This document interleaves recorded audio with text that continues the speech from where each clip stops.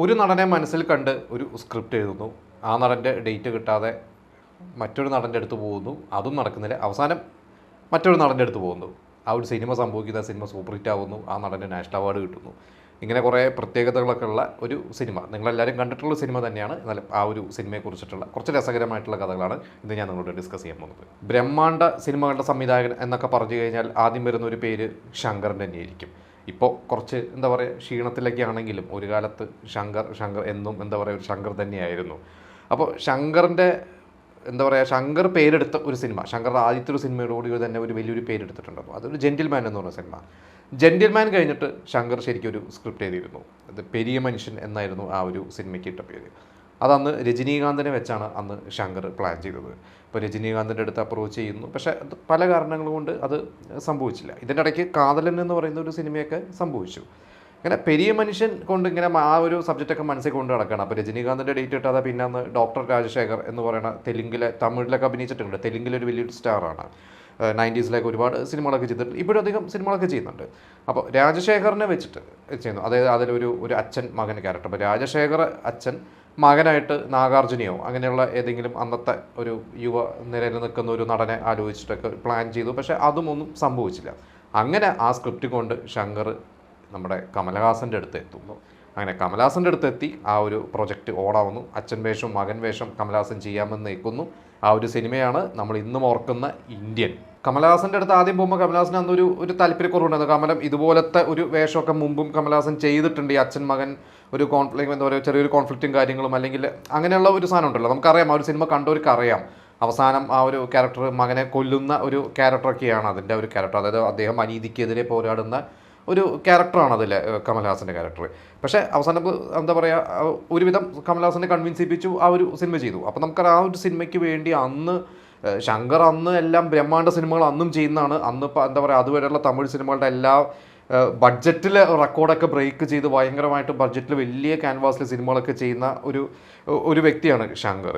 അപ്പോൾ ഈ ഒരു സിനിമയ്ക്ക് വേണ്ടി അന്ന് സ്റ്റാർ കാസ്റ്റ് ആണെങ്കിലും ആദ്യം ഐശ്വര്യ റോയിനെയാണ് അന്ന് ഉദ്ദേശിച്ചിരുന്നത്. എനിക്ക് തോന്നുന്നു ഐശ്വര്യ റോയുടെ ഡെബ്യൂ മൂവിയായിട്ട് പ്ലാൻ ചെയ്ത ഐശ്വര്യ റോയ് എന്നും ഈ പറഞ്ഞ പോലെ മിസ് ഇന്ത്യ ഒക്കെ ആയി നിൽക്കുന്ന അങ്ങനെ ഫേമസ് ആയി നിൽക്കുന്ന ഒരു സമയമാണ്. പക്ഷേ ഐശ്വര്യ റോയ് അന്ന് അത് എന്താ പറയുക, അത് വർക്കായില്ല. കാരണം ഐശ്വര്യ റോയ്ക്ക് അത് വേറെ കുറേ കമ്മിറ്റ്മെൻറ്റ്, സിനിമയിലല്ല അന്ന് അഡ്വർടൈസിങ് കമ്മിറ്റ്മെൻറ്റ്സും കാര്യങ്ങളൊക്കെ ഉണ്ടായിരുന്നുകൊണ്ട് ഐശ്വര്യ റോയ് അത് ചെയ്തില്ല. അങ്ങനെയാണ് പിന്നീട് അതിലോട്ട് എന്താ പറയുക ആ റോളിലേക്കാണ് പിന്നീട് മനീഷ കൊയ്രാള വരുന്നത്. മനീഷ കൊയ്രാളയെ നമുക്കറിയാം, അതിൽ ഒരു മെയിൻ ക്യാരക്ടറാണ്. പിന്നെ അതിൽ ഊർമിളയുടെ ഒരു ക്യാരക്ടറും ഉണ്ട്. അതും നമുക്ക് രണ്ടും നായികമാർ തന്നെ പറയാം. പക്ഷേ മനീഷയാണ് ശരിക്കും അതിലൊരു കമൽഹാസൻ്റെ നായിക, ആ സിനിമ കണ്ടവർക്ക് അറിയാം. അങ്ങനെ ഊർമിളയും അത് അന്ന് രംഗീലയൊക്കെ കഴിഞ്ഞ് ഇങ്ങനെ ആ ഒരു ലെവലിൽ നിൽക്കണം. അതിന് മുമ്പ് ഊർമിള നമ്മളെ മലയാളത്തിലും അഭിനയിച്ചിട്ടൊക്കെ ഉണ്ട്. പക്ഷേ രംഗീല എന്ന് പറയുന്ന ആ ഒരു ഒറ്റ സിനിമ ഊർമിളനെ വേറൊരു ലെവൽ കൊണ്ടെത്തിച്ചു. എനിക്ക് തോന്നുന്നു ഒരു പാൻ ഇന്ത്യൻ ലെവൽ തന്നെ പറയാം. അതായത് ഇന്ത്യ മുഴുവനും അവരെ അറിയപ്പെട്ടു തുടങ്ങിയത് ആ രംഗീല എന്ന് പറയുന്ന സിനിമയ്ക്ക് ശേഷമാണ്. അങ്ങനെ മനീഷ കൊയ്രാളയും വരുന്നു, ഊർമിളയും വരുന്നു, രണ്ടുപേരും അതിലെ നായികമാരാവുന്നു. ഇത് കഴിഞ്ഞിട്ട് പിന്നെ നമുക്കറിയാം അതിൽ പ്രായമായിട്ടുള്ള ആ അമ്മയുടെ വേഷം, അത് ഫ്ലാഷ് ബാക്കിലും വരണം, ഇപ്പോൾ എന്താ പറയുക പുതിയ കാലഘട്ടത്തിലേക്കും വരണം. അത് സുകന്യയാണ് ഇപ്പോൾ ചെയ്തത്. അതിൽ സുകന്യയുടെ മേക്കപ്പ് ഒക്കെ നമുക്കറിയാം. കമൽഹാസൻ്റെ മേക്കപ്പ്, അതായത് കമൽഹാസൻ്റെ സുകന്യയുടെയൊക്കെ മേക്കപ്പിനൊക്കെ വേണ്ടി പുറത്തുനിന്നുള്ള മേക്കപ്പ് ആർട്ടിസ്റ്റുകളൊക്കെ വന്നിട്ടൊക്കെയാണ് അത് വർക്ക് ചെയ്തത്. എത്രയോ മണിക്കൂറുകളൊക്കെയാണ് കമൽഹാസൻ ആ ഒരു സിനിമയ്ക്ക് വേണ്ടി സ്പെൻഡ് ചെയ്തിരിക്കുന്നത്. കമൽഹാസൻ അങ്ങനെയാണ്, നമുക്കറിയാം ഇന്ത്യൻ സിനിമയിൽ ഏറ്റവും കൂടുതൽ ഇതുപോലെ ഒരു ക്യാരക്ടറിന് വേണ്ടി ഫിസിക്കലി എന്താ പറയുക ഒരു മേക്ക് ഓവറും കാര്യങ്ങളൊക്കെ ഒരുപാട് എഫേർട്ട് ഇടുന്ന, അത് പണ്ട് മുതലേ 80s മുതലേ കമൽഹാസൻ അങ്ങനെയൊക്കെ ചെയ്തിട്ടുണ്ട്. അപൂർവ സഹോദരങ്ങൾ പോലത്തെ സിനിമകൾക്കൊക്കെ വേണ്ടി ഒക്കെ ഒരുപാട് എഫേർട്ട് ഇട്ടിട്ടുണ്ട്. അങ്ങനെ ആ ഒരു റോള് സുകന്യയാണ് ചെയ്തത്. ശരിക്കും അതിലേക്ക് അന്ന് രാധിക, എന്താ പറയുക, രാധിക ശരത് കുമാറിനെയായിരുന്നു അന്ന് ആലോചിച്ചിരുന്നത്. പക്ഷേ രാധിക്ക് അന്ന് വേറെ കുറച്ച് കമ്മിറ്റ്മെൻറ്റ്സ് ഉണ്ടായതുകൊണ്ട് പിന്നീട് ഉർവശിനെ ആലോചിച്ചു. പക്ഷേ എത്രത്തോളം സത്യമെന്ന് അറിയില്ല. ഉർവശി വന്നിട്ട് അതിൽ ഉർവശി എന്തോ ഒരു ദിവസം അഭിനയിക്കുകയൊക്കെ ചെയ്തു. പക്ഷേ പിന്നീട് ശങ്കറിനായിട്ട് എന്തോ ഒരു കോൺഫ്ലിക്റ്റ് വന്നിട്ട് ഉർവശി മാറി. പിന്നെയാണ് അതിലോട്ടാണ് സുകന്യ വരുന്നത്. പിന്നെ നെടുമുടി വേണു, അത് നെടുമുടി വേണുവിൽ അതിൽ കാസ്റ്റ് ചെയ്യണം എന്നുള്ളത് കമൽഹാസന് ഭയങ്കര നിർബന്ധമായിരുന്നു. അങ്ങനെയാണ് നെടുമുടി വേണു അതിലൊരു ഗംഭീരമായിട്ട് ചെയ്തു. നാസറാണ് നെടുമുടി വേണുവിന് വേണ്ടിയൊക്കെ അതിൽ ഡബ് ചെയ്തത്. പക്ഷേ ആ ഒരു നെടുമുടിയുടെ ക്യാരക്ടർ പിന്നീട് ഇന്ത്യൻ 2-ൽ വന്ന് നമുക്കറിയാം കുറച്ച് ദിവസം അഭിനയിച്ചിട്ട് ശേഷമാണ് നെടുമുടി മരിച്ചത്. പിന്നീട് എന്താ പറയുക നമ്മുടെ ഇവിടുത്തെ നന്ദു പൊതുവാൾ എന്ന് പറയുന്ന നടനാണ് അത് ചെയ്തത്. പിന്നീട് ഇതൊക്കെ വെച്ചിട്ടൊക്കെ കുറേ മാറ്റങ്ങളൊക്കെ വരുത്തിയിരുന്നു. പക്ഷേ അത് നമുക്കറിയാം ഇന്ത്യൻ 2 വളരെ മോശം അഭിപ്രായവും ആവശ്യമില്ലായിരുന്നു അങ്ങനെ ഒരു സീക്വൽ എന്നൊക്കെയാണ് കണ്ടോ എല്ലാവരും പറഞ്ഞത്. പൊതുവഭിപ്രായം തന്നെയായിരുന്നു. ഇനിയിപ്പോൾ ഇന്ത്യൻ 3 വരണമെന്ന് കേൾക്കുന്നു. പക്ഷേ പിന്നീട് അതിനെക്കുറിച്ചൊന്നും കേട്ടില്ല. കാരണം ഇന്ത്യൻ 2 ചെയ്തിരുന്നപ്പോൾ അത് വലിയൊരു ക്യാൻവാസിൽ വന്ന് അവസാനം അത് 2 പാർട്ടാക്കി ഇന്ത്യൻ 3 ഇന്ത്യൻ 2വിനെക്കാട്ടും ഗംഭീരമായിരിക്കുമെന്നാണ് കമൽഹാസൻ പറഞ്ഞത് ഇന്ത്യൻ 2വിൻ്റെ പ്രൊമോഷൻ സമയത്ത്. പക്ഷേ ഇന്ത്യൻ 3 ഇതുവരെ ഇറങ്ങിയിട്ടില്ല. പക്ഷെ അത് ഇറങ്ങുമായിരിക്കും, ഇറങ്ങാതിരിക്കാൻ പറ്റില്ലല്ലോ, ചെയ്തു വെച്ച ഒരു സിനിമ അവർക്ക് ഇറക്കിയല്ലേ പറ്റുള്ളൂ. എന്തായാലും കമ്മിങ് ബാക്ക് ടു ഇന്ത്യൻ, അപ്പോൾ അങ്ങനെ ഒരു എന്താ പറയുക ഭയങ്കര സ്റ്റാർ കാസ്റ്റിലൊക്കെയാണ് ആ ഒരു സിനിമ ചെയ്തത്. അതുവരെയുള്ള എന്താ പറയുക എല്ലാ ബഡ്ജറ്റും ശരിക്ക് ബ്രേക്ക് ചെയ്തിട്ട്, അതായത് ഇതിലിപ്പോൾ ഒരു റിപ്പോർട്ട്, ഞാൻ ഇതിലൊരു ന്യൂസ് റിപ്പോർട്ട് ഉണ്ട്, അന്നത്തെ ഒരു ന്യൂസ് റിപ്പോർട്ടിൽ വെച്ചിട്ട് ഇതിൽ അന്ന് ഏകദേശം 15 കോടി രൂപയാണ് ഇവരന്ന് എസ്റ്റിമേറ്റ് ഇട്ടിരിക്കുന്നതെന്നാണ് പറയുന്നത്. ഇതിൽ ആ ഒരു പാട്ട് സീനുണ്ട്, ഇതിൽ എനിക്ക് തോന്നുന്നു ഇതിൽ അകടാനു നാങ്ക എന്ന് പറയുന്ന ആ ഒരു സോങ് ഒക്കെ ഉണ്ട്. ആ ഒരു സോങ്ങിന് മാത്രം സ്പെൻഡ് ചെയ്തത് 1.5 കോടി രൂപയാണെന്ന് പറയുന്നത്. പിന്നെ എന്താ പറയുക എല്ലാ സോങ്സും ഗംഭീരമായിട്ടാണ് എടുത്തിരിക്കുന്നത്.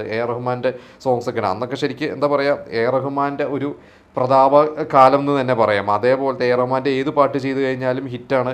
റഹ്മാൻ്റെ പാട്ടുകൾക്ക് ഒരു മാർക്കറ്റ് ഉണ്ട്. അതായത് നായകൻ്റെയും സംവിധായകൻ്റെയും ഇവരുടെയൊക്കെ തല പോലെ തന്നെ റഹ്മാൻ്റെയും വലിയൊരു തല.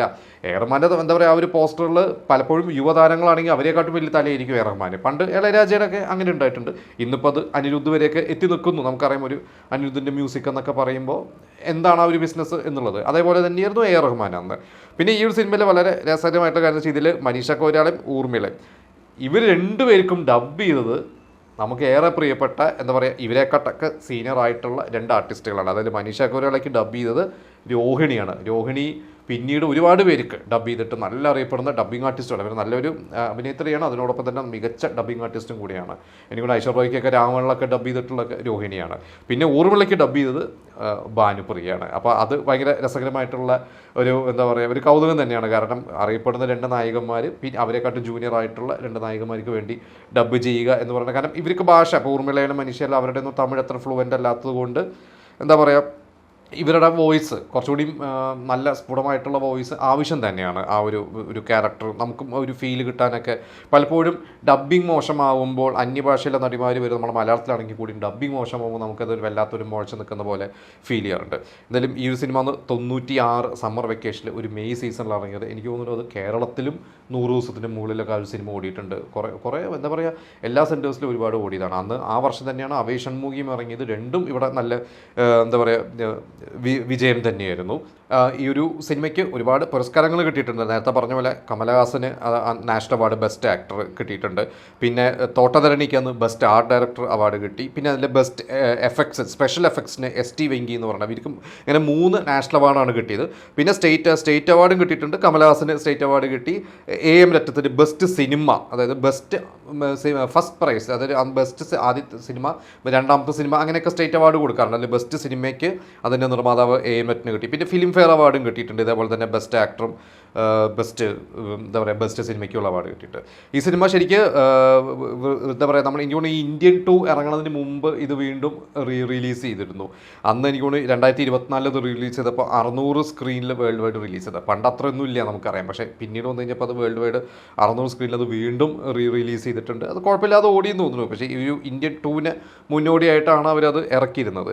ഇത് കഴിഞ്ഞിപ്പോൾ ഈ പറഞ്ഞ പോലെ സീക്വൽ നമ്മൾ കണ്ടിട്ടുണ്ട്. സീക്വൽ ഇറങ്ങി. പക്ഷേ ശങ്കറിന് പണ്ട് 2008 ഒരു പ്ലാൻ ഉണ്ടായിരുന്നു. അതായത് ശങ്കറിന് തന്നെ ഇന്ത്യൻ, മുതൽവൻ, ശിവാജി ഈ 3 സിനിമകൾ നമുക്കറിയാം. ഈ 3 സിനിമകളും സോഷ്യലി റെലവൻ്റ് ആയിട്ടുള്ള സിനിമകളാണ്. ഇതിൽ ശിവാജി രജനീകാന്തിൻ്റെ പൂണ്ടുവിളയാട്ടമാണ്. ശങ്കറിൻ്റെ എനിക്ക് തോന്നുന്നു ഏറ്റവും വലിയ കളക്ഷൻ കിട്ടിയ അതുവരെയുള്ള സിനിമ ശിവാജി ആയിരുന്നു. അത് തമിഴ് സിനിമയുടെ തന്നെ റെക്കോർഡ് ബ്രേക്ക് ചെയ്തൊരു സിനിമയൊക്കെ തന്നെയായിരുന്നു ശിവാജി. ഇതിലെ 3 ക്യാരക്ടേഴ്സിനെയും വെച്ചിട്ട് ഇന്ത്യയിലെ കമൽഹാസൻ്റെ ക്യാരക്ടർ, ഈ മുതൽവൻ അർജുൻ്റെ ക്യാരക്ടർ, ശിവാജിയിലെ രജനീകാന്തിൻ്റെ ക്യാരക്ടർ, ഈ ക്യാരക്ടേഴ്സ് എല്ലാം വെച്ചിട്ട് ഒരു എന്താ പറയുക ഒരു സ്പിൻ ഓഫ് എന്നൊക്കെ പറഞ്ഞ പോലെ ഒരു സിനിമ പ്ലാനിങ് ഉണ്ടായിരുന്നു. പക്ഷേ അത് വർക്കായില്ല. കാരണം അത് ബുദ്ധിമുട്ടാണ്. നമുക്കറിയാം ഇവരെല്ലാ താരങ്ങളും ഒരുമിച്ച് കൊണ്ടുവരണം. അതുപോലത്തെ സ്ക്രിപ്റ്റ് ആയിരിക്കണം. ഒരാൾക്ക് പ്രാധാന്യം കുറയുക ഒരാൾക്ക് പ്രാധാന്യം കൂടുക എന്നൊക്കെ പറഞ്ഞു കഴിഞ്ഞാൽ അതൊക്കെ പാളിപ്പോകുന്നതാണ്. നമുക്കറിയാം 2020 എന്ന് പറഞ്ഞ സിനിമയൊക്കെ നമ്മൾ കണ്ടിട്ടുണ്ട്. എന്തായാലും അത് സംഭവിച്ചില്ല. എന്തായാലും ഇന്ത്യൻ എന്നും ഇന്ത്യൻ തന്നെയാണ്. നമുക്ക് ഇന്ത്യൻ 2 ഇന്ത്യൻ 3 ഒക്കെ എന്തായാലും ഇന്ത്യൻ എന്ന് പറയുന്നൊരു സിനിമ എന്നും നമ്മൾ ഓർക്കുന്നൊരു സിനിമയാണ്. അത് പാട്ടുകളായാലും മേക്കിംഗ് ആയാലും പെർഫോമൻസ് ആയാലും ഒക്കെ അങ്ങനെ തന്നെയാണ്. എന്തായാലും ഇന്ത്യൻ എന്ന് പറയുന്ന സിനിമയെക്കുറിച്ച് നിങ്ങൾ അന്ന് തിയേറ്ററിൽ പോയി കണ്ടവരാണെങ്കിൽ നിങ്ങൾ ആ ഒരു സിനിമയെക്കുറിച്ച് അഭിപ്രായം പറയാം. ഇനിയിപ്പോൾ ഇന്ത്യൻ 3 ഇറങ്ങാൻ പോകുന്നുണ്ട്. ഇന്ത്യൻ 3 ഇറങ്ങണോ വേണ്ടയോ എന്താണ് എന്നുള്ളത് അതിനെക്കുറിച്ച് നമുക്ക് കമൻറ്റ് ചെയ്യാം.